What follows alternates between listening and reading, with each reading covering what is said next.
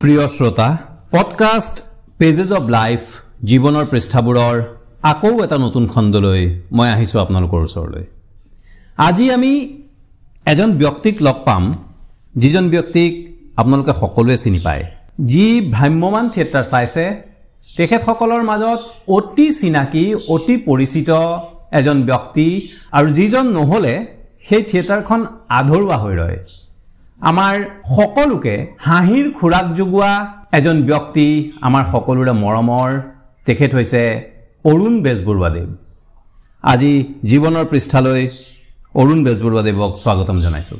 আমি তেখেতক মাইনুদ্দা বুলি মাতোঁ, মই তেনেকেই সম্বোধন কৰিম। আজি আমি কথা পাতিম। আজি হয়তো আমি আশা কৰিছোঁ তেখেতৰ জীৱনৰ আমি বহুত কথা জানিব পাৰিম, আৰু তেখেতে আজিও আমাক হাঁহিৰ খোৰাক যোগাব, কাৰণ তেখেতে এনেই কথা ক'লেও হাঁহিৰ খোৰাক যোগাই থাকে। মাইনুদা, প্ৰথমতেই আপোনাক সোধোঁ, আপুনিতো জীৱনটোত বহুত নাটক কৰিলে, অসমৰ ইমূৰৰ পৰা সিমূৰলৈ নাটক কৰিলে। এনে মনত আছে নেকি কেইখন নাটক কৰিলে? ঠিক মনত নাই, কিন্তু 100ৰ ওপৰ হ'ল। নাই বুলিও 120-25 মান হ'ল। হয় হয়, ভ্ৰাম্যমানত কৰা। তাৰ বাহিৰেওতো আপুনি বহুত নাটক কৰিছে। তাৰ বাহিৰে আগতে বা মাজে মাজে ভ্ৰাম্যমানৰ পৰা ছুটীত ঘৰলৈ যেতিয়া আহোঁ, হয়, তেতিয়া সুবিধা পালে কৰে, বা ভ্ৰাম্যমানলৈ যোৱাৰ আগতেও কৰিছিলে এই MSR গ্ৰুপবিলাকত। আৰু আমাৰো সৌভাগ্য, বিশেষকৈ মোৰো সৌভাগ্য যে আপুনি যেনেকৈ ছুটীত মাজে মাজে আহিলে কৰে, আৰু মই আপোনাৰ লগত নাটক কৰিবলৈ সুযোগ পাইছোঁ। আপুনি প্ৰথম কেতিয়া নাটক কৰিছে? মানে আপোনাৰ শৈশৱতেই কৰা চাগে? একেবাৰে সৰুতে নহয়, এই হাইস্কুলত যেতিয়া আছিলোঁ, সম্ভৱ তেতিয়া 8 মান হ'ব নেকি, তেনেকুৱাতে আমাৰ নামঘৰত, তাৰমানে হিন্দু ধৰ্ম সভা নামঘৰত দুৰ্গা পূজা উপলক্ষে নাটক হয়। নাটক ডাঙৰে সৰুৱে সকলোৱে মিলি কৰে, আৰু সকলোৰে সেই পূজাত নাটক কৰিবলৈ বৰ মন। আৰু সেই মঞ্চখন নাটকৰ কঠীয়াতলি, নহয়নে বাৰু? হয়। মোৰ প্ৰথম আৰম্ভটো নামঘৰতে, আৰু আমাৰ ঘৰৰ মোৰ অগ্ৰজসকলে নাটক কৰা মই দেখিছোঁ, গতিকে সৰুৰে পৰা মন এটাও আছে। এই নামঘৰতে সুবিধা পাই প্ৰথম একাংকিকা নাটক কৰিছিলোঁ, এই পূজাতে নাটক কৰিছিলোঁ একাংকিকা। তাৰ পৰা লাহে লাহে পূৰ্ণাংগ নাটকলৈও প্ৰমোচনটো পালোঁ। পাই এই নামঘৰতে পূজাতেই প্ৰতি বছৰে মানে ভাল ভাল চৰিত্ৰ এটাৰ সৈতে পূৰ্ণাংগ নাটক এখন কৰিবলৈ সুবিধাটো, আৰু যথেষ্ট ভাল নাটকো হয় তাত। তেতিয়া বৰ ভাল নাটক হৈছিল। তেতিয়া বুৰঞ্জীমূলক, মাইথলজিকেল, ছ'চিয়েল নাটকো কৰে। এনেকুৱাকৈ মানে ভিন্ন ৰুচিৰ নাটক হৈছিলে তেতিয়া। আৰু তেতিয়া এতিয়াৰ দৰে মঞ্চ নাছিলে নহয়। আমাৰ আগপিনৰ চোতালখনতে, নামঘৰৰ চোতালখনতে আমি ষ্টেজ বনাই, এই বাঁহ আনি খুটা পুতি এই ষ্টেজ বনাইছিলোঁ ৰাতিৰ দিনে। আৰু ষ্টেজৰ মঞ্চখনৰ কাৰণে তক্তাখিনি আমাৰ অতি শ্ৰদ্ধাৰ তাৰিণীচৰণ শৰ্মাদেউ, তেখেত বৰ্তমান প্ৰয়াত, তেখেতে তক্তাখিনি ওচৰৰ গুদাম এটাত বন্দবস্ত কৰি দিয়ে, আৰু আমি সেইবোৰ কাণত আনি এই মঞ্চখন পাতোঁ। যথেষ্ট কষ্ট কৰিবলগীয়া আছিলে। কষ্ট, আৰু সেই তেতিয়া মানে এইটো বিৰাট ফূৰ্তি, কষ্ট বুলি নহয়, ফূৰ্তি হয়। তাৰপিছত কাপোৰ কানি লগাই মেলি, আৰু কোচ স্ক্ৰীণ আছে 10 কিলোমিটাৰ আঁতৰত সন্মুখৰ স্ক্ৰীণখন, আৰু ইপিনে 7 কিলোমিটাৰ আগত পিছপিনৰ স্ক্ৰীণখন, এইবোৰ চব গৈ ল'ৰাই গোটাই পিটাই আনি মঞ্চ সাজি আমি তেনেকে তেতিয়া নাটক কৰিছোঁ। মানে নাটক এখন কৰিবলৈ যাওঁতে মানে একদম ইনভলভ হ'বলগীয়া হৈছিলে কমপ্লিট সকলো বিষয়। আমিয়ে কৰোঁ গোটেইখিনি কাম, আৰু আমিয়ে গধূলি নাটক কৰোঁ, আকৌ ৰিহাৰ্চলটো কৰোঁ। ৰিহাৰ্চলত তেতিয়া মানে চোৱা মানুহে অন্তত 40-50 মান হয়। সেই তেনেকেই নাটক আৰম্ভ কৰিলোঁ। আৰম্ভ কৰি এই ৰাইজৰ চকুত অকণমান পৰোঁ। তাৰ কাৰণে এই শিৱসাগৰ যিকেইটা মানে ভাল MSR গ্ৰুপ আছে, যেনে নাট্য সমাজ, মিলিত শিল্পী সমাজ, যুৱ দল, তেওঁলোকে যেতিয়া নাটক কৰে সেই নাটকলৈ মোকো মাতে। তাতো সুবিধাটো পালোঁগৈ। সেই তেখেতসকলৰ লগতো নাটক কৰি থাকোঁতে এই ভ্ৰাম্যমানৰ কোনোবা এজন প্ৰডিউচাৰ চকুত পৰিলোঁ। পৰি ভ্ৰাম্যমানলৈ গ'লোগৈ। আচ্ছা আচ্ছা। তাৰমানে আপুনি নাটকক প্ৰফেশ্যন হিচাপে ল'ম বুলি নভবাকেই হৈ গ'ল নে আগৰ পৰা ভাবিছিলে যে নাটককে প্ৰফেশ্যন? ভবা নাছিলোঁ। ভ্ৰাম্যমানলৈ যেতিয়া মোক এই গোলাঘাটৰ সৰু পাৰ্টি এটা, মা লক্ষ্মী থিয়েটাৰ, তেওঁলোকে আহি বিচাৰিলেহি, প্ৰডিউচাৰ আহি। তাৰপৰা মনটোতো আগৰ পৰা আছে, ভ্ৰাম্যমান সদায় চাইছোঁ বৰ্ডিং ফিল্ডত, যাবলৈও মনটো আছে। এতিয়া কেনেকৈ যাম, সুবিধাটোতো নাই, এইবোৰ একো নাজানো কেনেকৈ যাব লাগিব। কিন্তু যেই বিচাৰিলেহি মই আৰু ৰৈয়ে নাথাকিলোঁ। ভালেই পালে। গৈ তাত কৰি তাৰপিছৰ বছৰ নলবাৰীলৈ গ'লোঁ। তাৰপিছত পাঠশালা আবাহন পালোঁগৈ। প্ৰথমে নিচা এটা আছিলে, তাৰপিছত নিচাটো ক'ব নোৱাৰাকৈ পেচা হৈ গ'ল। প্ৰথমতে মানে এনেই চখতে গৈছিলে? চখত গৈছিলোঁ। কিন্তু ঘৰত বাধা দিছিলে নেকি? নে ঘৰত মানে বাধা মানে মা আছিলে, মায়ে পাৰ্মিশ্যনটো দিলে। মায়ে পাৰ্মিশ্যনটো দিয়াৰ পিছত আৰু বাকীবিলাকৰ আৰু মাত মাতিবলৈ নাই নহয়। ঘৰৰ পৰা ইমান গোটেই বছৰটো আঁতৰত থাকিব এৰি দিছিলে? কাৰণ প্ৰথমে অকণমান আপত্তি এটা উঠিছিলে, কিন্তু মায়ে কোৱাৰ কাৰণে যাবলৈ দিলে। তাৰপিছৰ পৰা দেখিলে যে এইটোকে প্ৰফেশ্যন হিচাপে লৈছে, এতিয়া লওক আৰু সেইবুলি আৰু নিদিলে। হয়, আপোনাৰ মানে আপোনাৰ ইচ্ছাক সন্মান জনালে ঘৰখনে? তেওঁলোকে মোক আৰু সেইটোতে যাবলৈ দিলে, পৰিয়ালটোৱে। সেইটোকে প্ৰফেশ্যন হিচাপে লৈ বহুত বছৰ থাকিলোঁ। আপুনি বহুত বছৰ থাকিলে? হয়।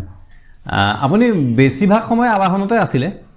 আবাহনত মই 18 বছৰ থাকিলোঁ একেলেঠাৰি। তাৰ বাহিৰে অন্য সেইবোৰ বৃন্দাবন, ৰাজশ্ৰী, ভাগ্যদেৱী, মুকুন্দ, এনেকৈ বহুত পাৰ্টিত থাকিলোঁ। বহুত পাৰ্টিত থাকিলে। আৰু ভ্ৰাম্যমানত আপোনালোকে প্ৰায় 9 মাহ থাকিবলগীয়া হয় নহয় জানো? ৰিহাৰ্চেলৰ সৈতে 9.5 মাহ থাকিবলগীয়া হয়।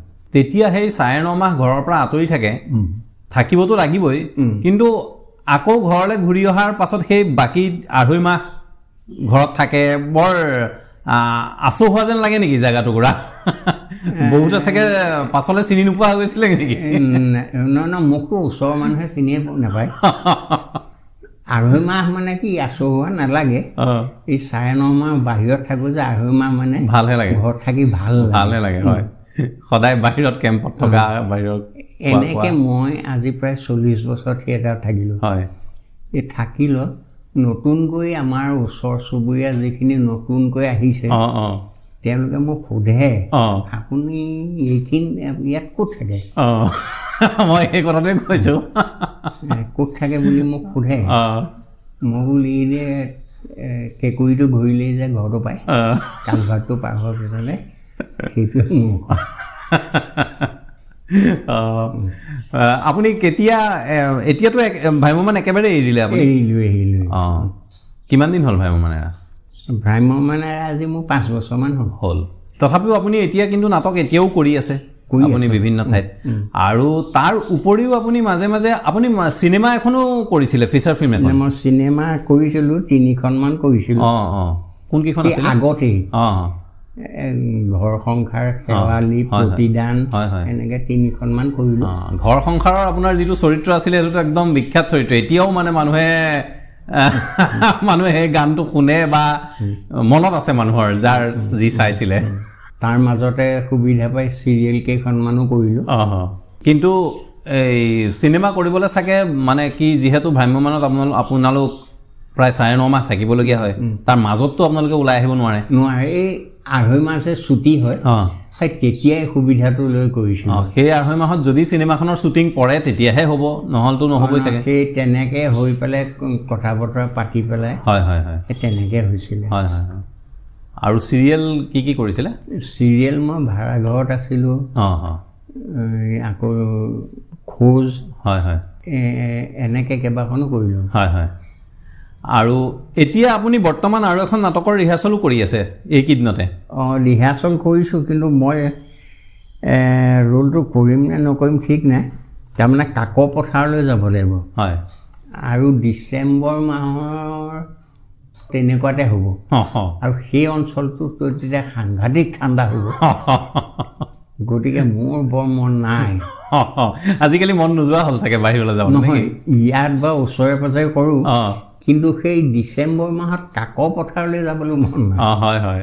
তাৰমানে একদম কাকো পথাৰৰ পৰা অকণমান আগলৈ যাব লাগে কিবা মাইথাং নেকি এই প্ৰায় অৰুণাচল বৰ্ডাৰ প্ৰচণ্ড ঠাণ্ডা হয় হয় সেইকাৰণে বৰ মন এটা নাই বাৰু আপুনি আপোনাৰ এই সুদীৰ্ঘ নাট্য জীৱনত আপোনাৰ কিবা বিশেষ অভিজ্ঞতাৰ কথা কওকচোন আপোনালোকে কেনেকৈ নাটক কৰে ভ্ৰাম্যমানত কাৰণ আমি সাধাৰণতে কি কৰোঁ আমি নাটক চাবলৈ যাওঁ ভ্ৰাম্যমান আহিলে আৰু ভ্ৰাম্যমান বেয়া পোৱা মানুহ হয়তো অসমত নাই ভ্ৰাম্যমান নোচোৱা মানুহো অসমত নাই আৰু আপোনাক চিনি নোপোৱা মানুহো অসমত নাই কিন্তু আমি ষ্টেজৰ বেক ছাইডটোৰ বিষয়ে গম নাপাওঁ অকণমান তাৰ অভিজ্ঞতাবিলাক কওকচোন তাৰমানে আমাৰ অভিনয় কৰা নৃত্য কৰা বাদ্য বজোৱা তেনেকুৱা গ্ৰুপ একোটা থাকে হয় সেই ৰিহাৰ্চলটো আমাৰ সকলোৰে ৰাতিপুৱা 8 বজাৰ পৰা আৰম্ভ হয় 8 বজাৰ পৰা আৰম্ভ হৈ 1 বজাত শেষ হয় 1 বজাত শেষ হোৱাৰ পিছত আকৌ গধূলি 5 বজাৰ পৰা আৰম্ভ হয় মাজৰ সেই 3-4 ঘণ্টা ছুটি আৰম্ভ হৈ ইপিনে প্ৰথমে আমি যেতিয়া এই গ্ৰাউণ্ডত কৰোঁ ৰিহাৰ্চল ঘৰত তেতিয়া আমি 12মান বজালৈকে কৰোঁ ৰাতি 12লৈকে 12 বজাত কৰি ছুটি হয় পিছদিনা আকৌ 8 বজাৰ পৰা কিন্তু যেতিয়া আমি ষ্টেজটো বনাই ষ্টেজলৈ যাওঁ তাতে ফিল্ডখনতে ষ্টেজটো বনাই লয় ষ্টেজলৈ যেতিয়া যাওঁ লাইট ছেটিংছৰ সৈতে কৰিবলৈ তেতিয়া 3-4টা বাজে গোটেই ৰাতি হয় গধূলি 5 বজাৰ পৰা আৰম্ভ হয় ৰাতি 4টামান ৰাতিপুৱা 4টামান বজালৈকে হয় মানে পোহৰ হৈ যায় মানে তেতিয়া দিনত নহয় আৰু ষ্টেজত তেতিয়া দিনত নহয় দিনটো ছুটি তাৰপৰা আমিবোৰ কৰিলোঁ তেনেকৈ কিন্তু ৰিহাৰ্চল আৰম্ভ হোৱা দিনৰ পৰা এই যিখিনি আমাৰ ৱৰ্কাৰ্ছ আছে তেওঁলোকে মঞ্চৰ পিছপিনে যিখিনি থাকে তেওঁলোকে তেতিয়াৰ পৰা ষ্টেজৰ কাম কৰিবলৈ আৰম্ভ কৰে ছেটিংছ বনোৱা মঞ্চখনৰ ক'ৰবাত ৰিপেয়াৰ কৰা আৰু বাঁহ চাহ সানি নতুনকৈ 1-2খন মঞ্চ থাকে নহয় সেই এখনৰ কাৰণে আকৌ এডভান্স পেণ্ডেল যিটো কয় সেইটোৰ কাৰণে বাঁহ চাহ কাটি গোটেই খুটা চুটা বনাই গোটেই নতুনকৈ তক্তা লগাই ৰং চং কৰি এই কামখিনি তেওঁলোক দিনটো ব্যস্ত থাকে আমাৰ অপেনিং শ্ব' হোৱাৰ আগলৈকে কৰে তাৰপৰা গোটেই ছেটিংছখিনি বনাই আকৌ ৰাতি তেওঁলোকে ছেটিংছখিনি ফিট কৰি তাৰমানে সেই নহ'লে মিলাব লাগিব নহয় তেওঁলোকৰো নহ'লে ছেটিংছ নোলাবই চিন শেষ হৈ যাব সেইকাৰণে সেই ৰিহাৰ্চলটো তেওঁলোকৰো আমাৰ যেনেকৈ ৰিহাৰ্চল তেওঁলোকৰো আকৌ লাইটৰো সেই তেনেকৈ ৰিহাৰ্চল মিউজিকখিনি আগতে কোনোবা এজন ডিৰেক্টৰ আহি পেলাই মিউজিকখিনি বনাই দিয়ে গাঁঠি দিয়ে তাৰপৰা তেওঁলোকে আকৌ ষ্টেজ ৰিহাৰ্চলত সেই মিউজিকখিনি এই অভিনয়ৰ লগত মিলাই আৰু ভ্ৰাম্যমানৰ আটাইতকৈ ভাল লগা দিশটো হৈছে যে খুব এটা ভাল টিম ৱৰ্ক আছে সাংঘাতিক টিম ৱৰ্ক আছে কাৰণ সেই আগপিন পিছপিন দুই পিনৰ মানুহৰ যদি সমিল মিলটো নাথাকে টিম ৱৰ্কটো নাথাকে তেতিয়াহ'লে নাটক এখন কেতিয়াও ভাল হ'ব নোৱাৰে আৰু এটা মোৰ নিজৰ এটা কিউৰিয়চিটি আছে যে আপোনালোকে তো বাৰু বিভিন্ন ষ্টেজত নাটক কৰোঁতে কৰোঁতে আপোনালোকৰ ডাইলগবিলাক মুখস্থ হৈ যায় কিন্তু আৰম্ভণিতে আপোনালোকে প্ৰম্পটাৰ ইউজ কৰে নেকি প্ৰম্পটাৰ এজন থাকে শেষলৈকে থাকে প্ৰম্পটাৰ মানে কোনো কিছু 2-1 পাৰ্টিয়ে পাৰ্মানেণ্টকৈ ৰাখি দিয়ে প্ৰম্পটাৰ এজনৰ চাকৰিয়ে সেইটো আগে আছিলে আগে এই প্ৰম্পটাৰৰ চাকৰি এটা আছিলে তেওঁ মানে বছৰটো লগত থাকেই আৰু কিন্তু আজিকালি প্ৰম্পটাৰ নাৰাখে তাৰমানে এই কোনোবা দুটা বহি আছে নহয় তাহাঁতৰ ৰোল এতিয়া নাই তাহাঁতি আহি প্ৰম কৰিলেহি এনেকুৱাকৈ চলে আৰু কিন্তু আপোনালোকৰ অভিনয় দেখিলে গম নাপায় যে আপোনালোকে ক'ৰবাত পাহৰিছে বা তেনেকুৱা নহয় চাগে সাধাৰণতে নহয় তাৰমানে ষ্টেজ ৰিহাৰ্চল যেতিয়া আমি কৰোঁ এতিয়া আমি গ্ৰাউণ্ডত অন্ততঃ 15 দিনমান প্ৰত্যেকখন নাটক 3-4 দিনমানকৈ কৰোঁ গ্ৰাউণ্ডত তাৰপিছত ষ্টেজলৈ যাওঁ এই ষ্টেজত যেতিয়া কৰোঁ তেতিয়া মুখস্থ হ'ব লাগিব কিন্তু কাৰোবাৰ যদি ভালকৈ মুখস্থ নহয় প্ৰডিউচাৰে 2-1 কথা ক'লোঁ কাৰণ পইচাটো তেওঁ দিছে নহয় আৰু সেই 2-1 নক'লেতো মুখস্থটো নহ'বই সেইকাৰণে সকলোৱে চেষ্টা কৰে যাতে ষ্টেজ ৰিহাৰ্চল হ'লেই সকলোৱে ভালকৈ মুখস্থ হয় হৈ যায়গৈ তেতিয়া কৰি কৰি হৈয়ে যায় অপেনিং চলে আৰু প্ৰম্পটাৰ দৰকাৰ নাইকিয়া হয় আৰু আপুনি সাধাৰণতে কমেডি চৰিত্ৰই কৰিছিলে তাৰ বাহিৰেও বেলেগ চৰিত্ৰ কৰিছে নেকি কৰিছিলোঁ মই আবাহনত থাকোঁতে ভৱেন্দ্ৰনাথ শইকীয়া ছাৰৰ নাটক তাত মোক চিৰিয়াছ ৰোলো দিছিলে আপোনাৰ চিৰিয়াছ ৰোল মই চাইছোঁ অৱশ্যে মই চাইছোঁ চিৰকমিকো আছিলে মোৰ জীৱনৰ এটা টাৰ্ণিং পইণ্ট শইকীয়া ছাৰ নাটক কৰা তেখেতৰ মই 18খনেই কৰিলোঁ নাটক ছাৰৰ নাটক কৰি মই ডেলিভাৰীবোৰ শিকিলোঁ ভেৰিয়েশ্যন শিকিলোঁ সেইখিনি ছাৰৰ নাটক কৰি ছাৰে তাৰমানে তেখেতৰ যি নাটকৰ প্ৰথম যিদিনাখন নাটক আৰম্ভ কৰে তেখেতে 2বাৰমান নিজে প্ৰম কৰে ছাৰে নিজে প্ৰম কৰি দিয়ে আৰু প্ৰম কৰে মানে খুব ভালকৈ শুনি থাকিব লাগিব সেইটোৱে ডেলিভাৰী তাৰমানে উইথ ডেলিভাৰী কৰে সেই ডেলিভাৰীটো ছাৰে যেনেকৈ কয় সেয়ে ডেলিভাৰী গতিকে মই খুব মন দি শুনি থাকোঁ মই গোটেই নাটকখন মন দি শুনো আৰু গোটেই নাটকখনৰ ডেলিভাৰীবোৰ মোৰ মনত ৰৈ যায় আৰু মই তেনেকৈ ডেলিভাৰী দি সেই ভেৰিয়েশ্যনৰ সৈতে ছাৰৰ পৰা সংলাপ নিক্ষেপ কেনেকৈ কৰিব লাগে সেই শিকাৰ পৰা সেইটোৱে মোৰ জীৱনৰ মূলধন হ'ল আৰু মই সেই মূলধনকে খটুৱাই এতিয়ালৈকে চলি আছোঁ গতিকে চিৰপূজ্য ছাৰ মোৰ কাৰণে আৰু তেখেতৰ বোলে নাটকবিলাক শুনা মতে যে তেখেতে যিটো লিখিছে যি ধৰণেৰে ডাইলগ বা এটা বাক্য লিখে আপুনিও তেনেধৰণেই ক'ব লাগিব না সলনি কৰিব নোৱাৰে বোলে নোৱাৰে কাৰণ এটা শব্দ যদি তাৰ পৰা বাদ দিয়ে বেলেগ শব্দ লগাব নোৱাৰে কাৰণ চেইনডাল ছিগিয়ে যায় আৰু চেইন জোৰা দিব নোৱাৰে সি নিজেই বিপদত পৰে সেইকাৰণে শব্দ এটাও বাদ দিব নোৱাৰে কাৰণ বাক্যটো অসম্পূৰ্ণ হৈ যাব অৰ্থ বেলেগ হৈ যাব বাৰু এইখিনিতে মোৰ দুটা অভিজ্ঞতা আছে কৈ থওঁ দেই আপোনাৰ হয়তো মনত নাই তথাপিও এবাৰ আপোনালোকৰ এটা শ্ব' আছিলে গণেশগুৰিত আমি তেতিয়া চাগে 93-94 মানৰ ঘটনা নেকি গুৱাহাটীত পঢ়ি আছিলোঁ মই আৰু দুটা মোৰ লগৰ গণেশগুৰি এইপিনে যাওঁতে দেখিলোঁ যে আবাহন থিয়েটাৰ তেতিয়া আপুনি আবাহনতে আছিলে হয় আবাহন থিয়েটাৰ চলি আছে ইহঁতি ক'লে ব'ল চাওঁগৈ ব'ল ঠিক শ্ব' আৰম্ভ হ'ব আৰু সেই মুহূৰ্তত আমি গৈছোঁ দেখিছোঁ টিকেট নাই পুৰা ভিৰ আৰু গণেশগুৰিত সাধাৰণতে তাত দুটা শ্ব' হয়েই নিয়মেই ভিৰ এতিয়া কি কৰা যায় গেলেৰীত টিকেট আছে মোৰ হঠাৎ বুদ্ধি এটা খেলালে যে সেইখনততো আপুনি আছে আবাহনত মই বোলো ব'ল কিবা এটা বুদ্ধি কৰোঁ বুলি কৈ আৰু গেটৰ ওচৰলৈ আহিলোঁ আহি গেটত যিজন ল'ৰা থাকে তেওঁক ক'লোঁ বোলো আমি আৰ্টিষ্টৰ মানুহ বোলো কোন আৰ্টিষ্ট বোলো অৰুণ বেজবৰুৱা বোলো টিকেট দিয়ক মোৰ টিকেট নাই তেখেতে মাতিছে আমাক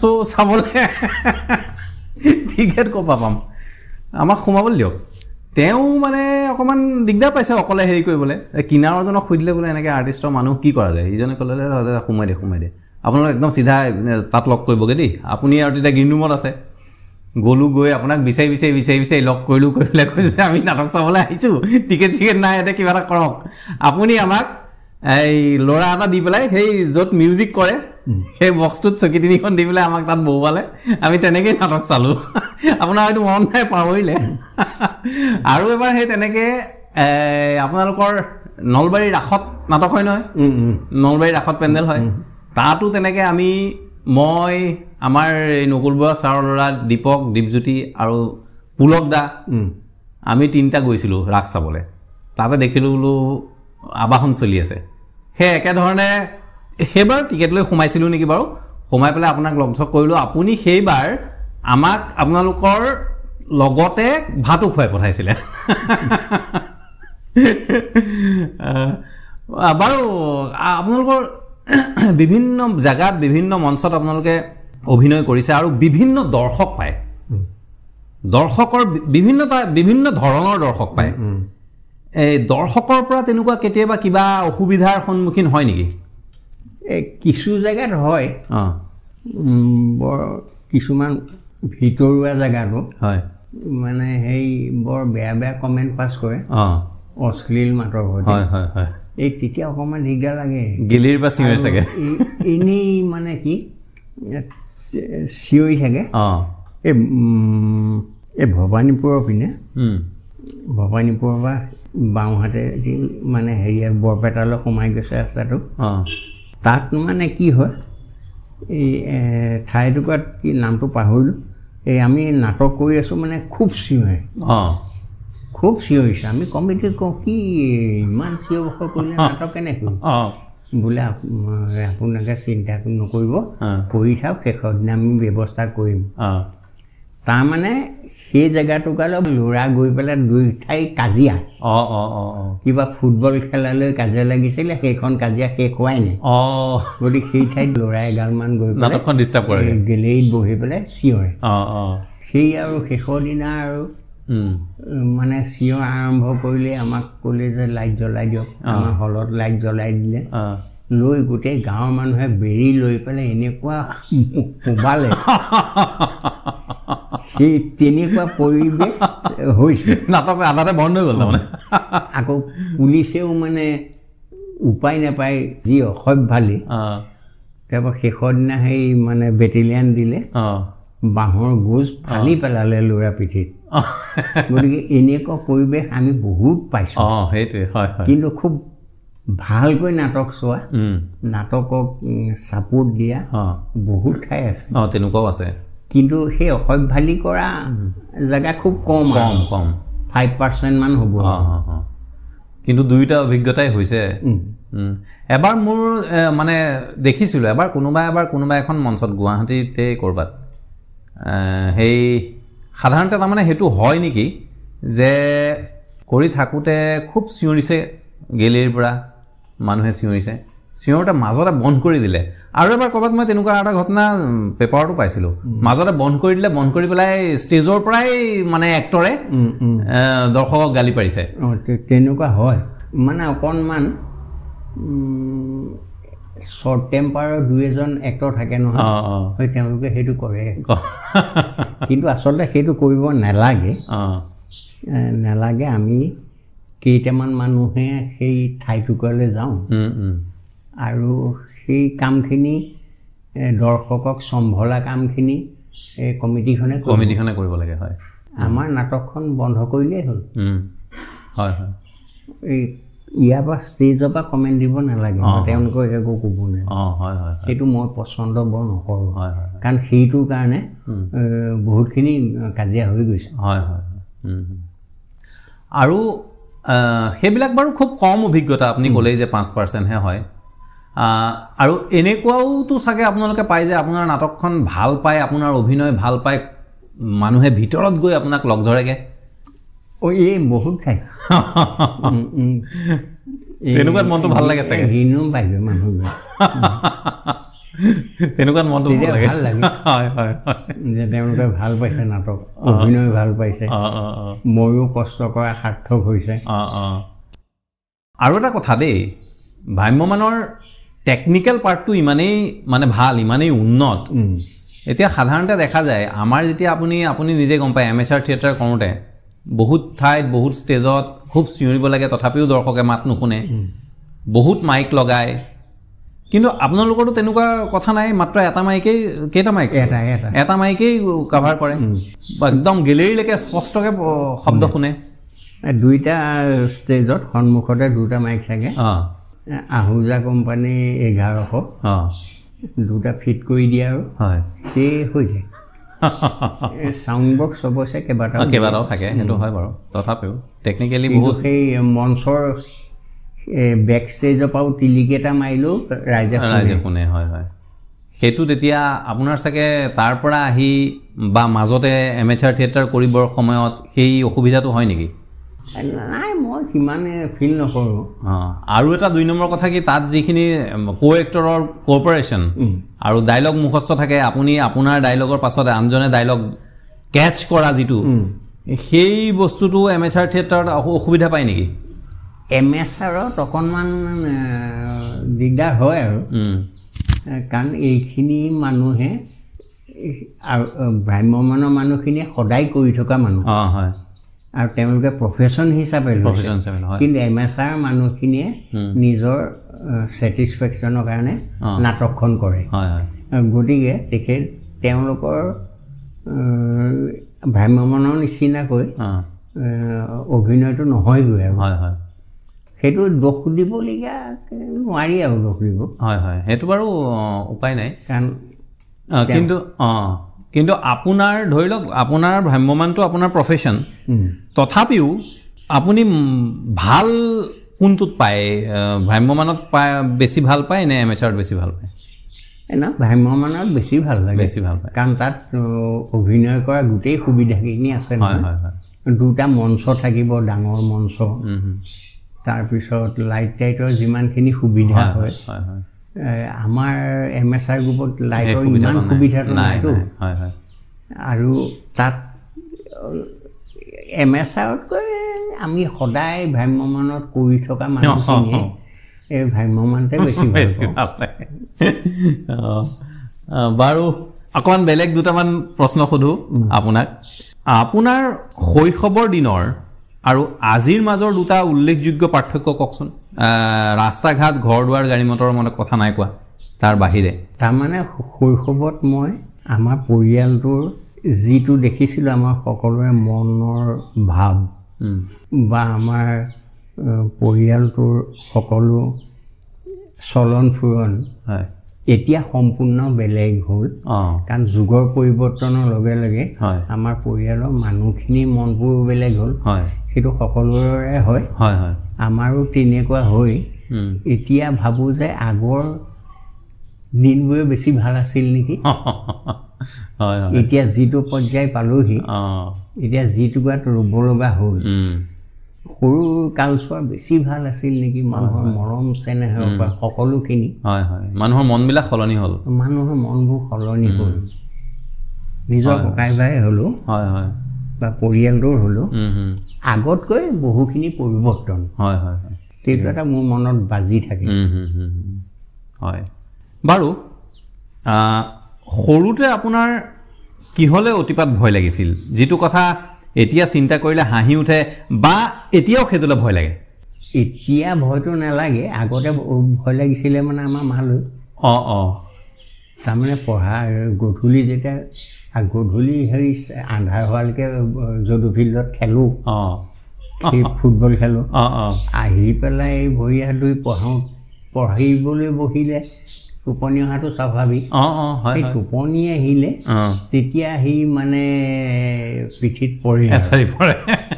তাৰমানে ডাঙৰ ডাঙৰকৈ পঢ়িব লাগিব, পাকঘৰৰ পৰা মায়ে শুনিব লাগিব, যদি নুশুনে যিহৰে পায় তাৰে ধমৰ ধমৰ দি আহি পিঠিত।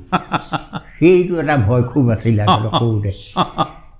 এতিয়া আৰু সেইটো ভয় নাইকিয়া হ'ল, মানুহো নাই, ময়ো ডাঙৰ হ'লো।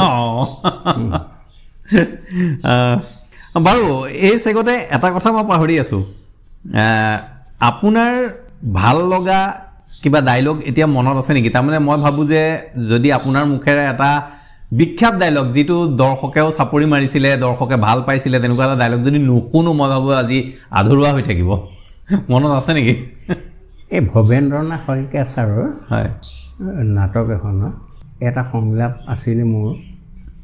তাৰমানে পৰিয়ালটো এটা ঘৰ সাজিছে, দুমহলীয়া ঘৰ এটা, ঘৰটো সাজি আছে। তেওঁলোকৰ মাজু ছোৱালীজনী অকণমান চলং পটং, তাই নানা ধৰণৰ বন্ধু, মানে বন্ধু বহুত গোট খাই থাকে, বন্ধুবোৰ আহি থাকে, সেই ঘৰটোলৈ যায়, তাই বন্ধুবোৰৰ সৈতে কাম কৰা মানুহবোৰো থাকে তাত।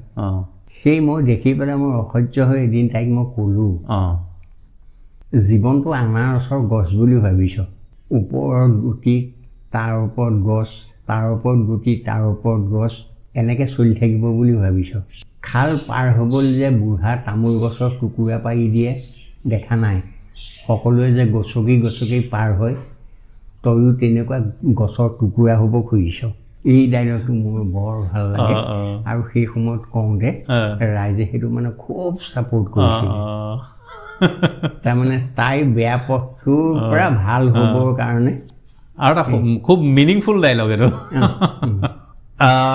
বাৰু এনেই কথা এটা সোধোঁ দেই, ধৰা হওক আপুনি এটা বৰ পালে, মাত্ৰ এটা বৰ কোনোবাই ভগৱানে দিছে, আপুনি কি হ'ব বিচাৰিব বা কি খুজিব? মই নমৰা দিনলৈকে অভিনেতা হৈ থাকিবলৈ বিচাৰিম। বৰ সুন্দৰ, বৰ সুন্দৰ, বৰ সুন্দৰ কথা কৈছে। বাৰু আপোনাক এমাহৰ কাৰণে এটা নিৰ্জন দ্বীপত থাকিবলৈ দিয়া হ'ল, বহিৰাজ্যৰ লগত সংযোগ বিচ্ছিন্ন কৰি, নিত্য ব্যৱহাৰ্য সামগ্ৰীখিনি আপুনি নিব পাৰিব, তাৰ বাহিৰে আপুনি আৰু কি বিশেষ বস্তু নিব বিচাৰিব বা কাৰোবাক নিব বিচাৰিব? মই কিতাপ নিবলৈ বিচাৰিম, ডক্টৰ ভৱেন্দ্ৰনাথ শইকীয়াৰ গোটেই কিতাপখিনি আৰু কাঞ্চন বৰুৱাৰ গোটেই কিতাপখিনি। আপোনাৰ চইচটো যথেষ্ট ভাল। বাৰু আপুনি এতিয়া নতুন জেনেৰেশ্যনৰ নাটক দেখিছে বা নতুন সৰু সৰু ল'ৰা ছোৱালীৰ লগতো নিশ্চয় নাটক কৰিছে। তেওঁলোকৰ নাটক কৰাৰ একাগ্ৰতা বা তেওঁলোকে নাটক শিকাৰ, আপোনালোকৰ যি ধৰণে নাটক শিকাৰ এটা অভিপ্ৰায় আছিলে মনত, সেই বস্তুখিনি একে আছে নে আপোনালোকতকৈ বেছি তেওঁলোক একাগ্ৰ বা কম? এতিয়া নাটকৰ ধাৰাটোৱে বদলি হ'ল। হয়, আমি আগে যিবোৰ নাটক কৰিছিলোঁ, হয়, মৌলিক নাটক এতিয়াও কৰে, এতিয়াও কৰাবোৰে মৌলিক নাটক। আমি যি কৰিছিলোঁ, যি কাহিনী আছিলে, যেনেকুৱা নাটক আছিলে, পৰিয়ালকেন্দ্ৰিক হওক বা অন্য ধৰণৰ নাটক হওক, কিন্তু এতিয়া নাটকবোৰ বহুত পৰীক্ষা নিৰীক্ষাৰ ওপৰত নাটক হৈছে আজিকালি। যাৰ কাৰণে আজিকালি নাটকবোৰ সকলো দৰ্শকে হজম কৰিবলৈ অকণমান দিগদাৰ হয়, বুজি পোৱাত দিগদাৰ হয়। অন্য কথা নকওঁ, মোৰে অকণমান বুজি পোৱাত দিগদাৰ হয়, কিনো দেখুৱাব খুজিছে, কি ক'ব খুজিছে। আৰু আজিকালি ল'ৰা ছোৱালীবোৰ সেইটো ধাৰাতে অভ্যস্ত হৈছে। আমাক যেনেকৈ ডিৰেকশ্যন দিছিলে, আজিকালি অকণমান বেলেগ ধৰণৰ হ'ল। আমাৰ সংলাপটোৰ ওপৰত বেছি জোৰ দিছিলে, সংলাপখিনিৰ ওপৰত, কাৰণ ভেৰিয়েশ্যনটো চাইছিলে। আজিকালি বৰ সিমানটো নাচায় নেকি, যাৰ কাৰণে নাটকখন চালে অনুভৱ কৰিব পৰা হয়। তেওঁবোৰো আজিকালি সৰু সৰু ল'ৰা ছোৱালীয়ে বহুত ভাল ভালকৈ অভিনয় কৰিছে, ভাল নাটকেই কৰিছে। কিন্তু নাটকবোৰ পৰীক্ষা নিৰীক্ষাৰ মাজেৰে চলাৰ কাৰণে এই অন্ততঃ সহজ সৰল মানুহখিনি বুজাটোত অকণমান টান হৈছে। হয় হয়। আপুনি এই নতুন চাম অভিনেতা অভিনেত্ৰীক কিবা ক'ব নেকি, কিবা উপদেশ? তেওঁলোকক কি দিম, তেওঁলোকে নিজেই সকলোখিনি বুজে। নহয়, তথাপিও আপুনি এজন অভিজ্ঞতাপুষ্ট ভেটাৰান এক্টৰ, আপোনাৰ পৰা নিশ্চয় কিবা এষাৰ শুনিবলৈ ইচ্ছা কৰিব। মই ক'ম, নাটক কৰিব লাগে, নাটক কৰা। হয়। আৰু কিন্তু প্ৰথম কথা হ'ল, নাটক কৰোঁ বুলি কৰা বস্তু নহয়। নাটক কৰিবলৈ অনুশীলন লাগিব প্ৰথম। হয় হয়, এইটো বৰ ডাঙৰ। আৰু নাটক এটা মানে ভাল মন থাকিব লাগিব হয় হয় এটা মন লাগিব আৰু নাটকৰ প্ৰতি আগ্ৰহটো আজিকালি ল'ৰা ছোৱালী হৈছে কিন্তু বৰ ভাল লক্ষণ ভাল লাগে দেখি মানে তেওঁলোকে নাটকখন কৰোঁতে প্ৰথমে নাটকৰ কাহিনীটো ভালকৈ বুজি ল'ব লাগিব হয় বুজি লৈ তেওঁ কি চৰিত্ৰ কৰিব সেই চৰিত্ৰৰ এক্টিভিটিছখিনি নাটকত কি আছে তেওঁ নাটকৰ লগত সেই চৰিত্ৰটো সম্পৰ্কটো কি বা তেওঁ যেতিয়া ওলায় এই পৰিৱেশটো কি হয় এই গোটেই কথাবোৰ যদি ভালকৈ অনুশীলন কৰি লয় তেতিয়াহে তেওঁ ছাকচেছ হ'ব পাৰিব হয় হয় এইখিনি এতিয়া কৰক কৰি নাটক কৰক সকলোৰে ভাল হ'ব বাৰু আপোনাৰ লগত কথা পাতি যথেষ্ট ভাল লাগিলে আপুনি বহুত কথা ক'লে আপোনাৰ নিজৰ অভিজ্ঞতা আৰু যথেষ্ট মূল্যৱান কথা ক'লে আজিলৈ সামৰোঁ আপোনাৰ সুস্বাস্থ্য আৰু দীৰ্ঘায়ু কামনা কৰিলোঁ আৰু আপুনি নিজে ইচ্ছা কৰাৰ দৰে আপুনি শেষ মুহূৰ্তলৈকে যেন নাটক কৰি যাব পাৰে তাকেই ভগৱানৰ ওচৰত প্ৰাৰ্থনা কৰিছোঁ ধন্যবাদ ধন্যবাদ ময়ো চেনেলটোলৈ মোৰ শুভকামনা জনালোঁ ধন্যবাদ ধন্যবাদ প্ৰিয় শ্ৰোতা আপুনি আমাৰ অনুষ্ঠান শুনি কেনে পাইছে নিশ্চয় ভাল পাইছে নহ'লে শেষলৈকে নুশুনিলেহেঁতেন তেন্তে আপুনি যি প্লেটফৰ্মতেই শুনি আছে তাৰ কমেণ্ট বক্সত আপোনাৰ অনুভৱ লিখক অৱশ্যে বেয়াও যদি পাইছে তথাপিও লিখক প্ৰিয় শ্ৰোতা আকৌ লগ পাম নমস্কাৰ